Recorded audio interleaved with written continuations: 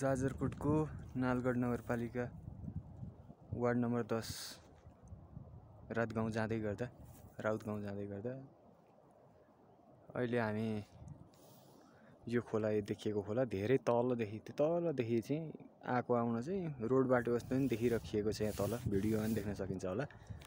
यो बाटो हुँदै आयौँ, यो तल आएपछि पुल तरेर यता खोला वारीपट्टि आएर चाहिँ आउने कोसिस यहाँ माथिसम्म गर्दाखेरि अति नै गलियो, यति धेरै गाह्रो फिल भएको आजै नै हो जस्तो लागिरहेछ मलाई।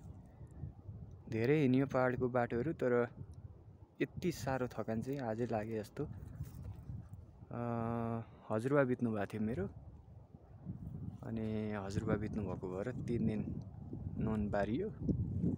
अनि आज बिहान चाहिँ खाना खाएर नुन पनि बिहानबाट चाहिँ खाएर चाहिँ हिँडेको अति नै गलायो, अति नै।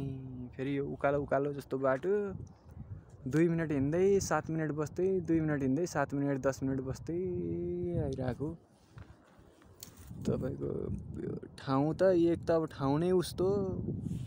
यत्रो अग्लो पहाड, यति खोज छ। त्यो हाइटहरू हेर्नु न, त्यो 4045 होला हो त्यो माथि त उचाइ पनि।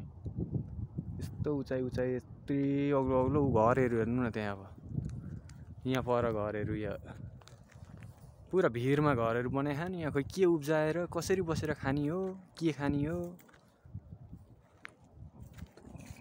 कसरी बाँच्ने हो, केही नै बुझ्नु नसक्नु। हामीलाई त अचम्म लाग्ने खालको के। अब यस्तो छ। हामी जानुपर्ने गाउँ भनेको अब यतापट्टि, यो कुइनोमा यतापट्टि हो भन्छ नि यार। यो डाँडा अहिले हामी भएदेखि यसो उतापट्टि गइरो, अहिलेसम्म घर गाउँ देखिन्न। कता हो गाउँ नै देखिन्न क्या। अब छन चाहिँ यहीँ छ अरे यतापट्टि यो गहिरोमा। यति हाइट यत्रो अग्लो पहाडहरू छ। साथीहरूको अवस्था यस्तो भइसक्यो। गर्मी छ, फेरि असाध्यै गर्मी छ क्या। घाम लागेको छ। यो वरिपरि पहाडले छेकेर होला, हावा पनि त्यति राम्ररी नचल्ने, अनि गर्मी हुने।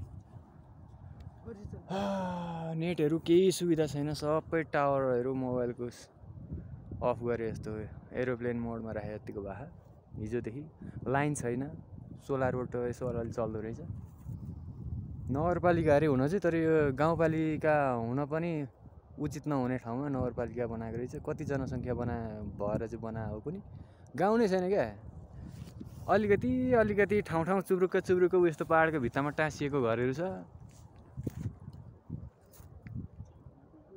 नगरपालिका 10 नम्बर वडा जाँदैछौँ, जान चाहिँ नालगढ।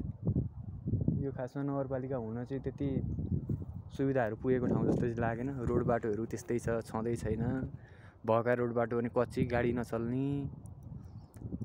जनसङ्ख्या गाउँहरू खासै देखिन्न। कत्रो एरिया समेटेर चाहिँ जनसङ्ख्या पुर्याएको होला यो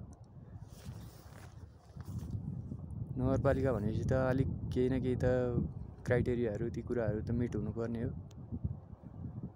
ल भन्दै अब गाउँतिर लाग्ने हो हामी। धेरै लामो भिडियो के बनाउनेहरू।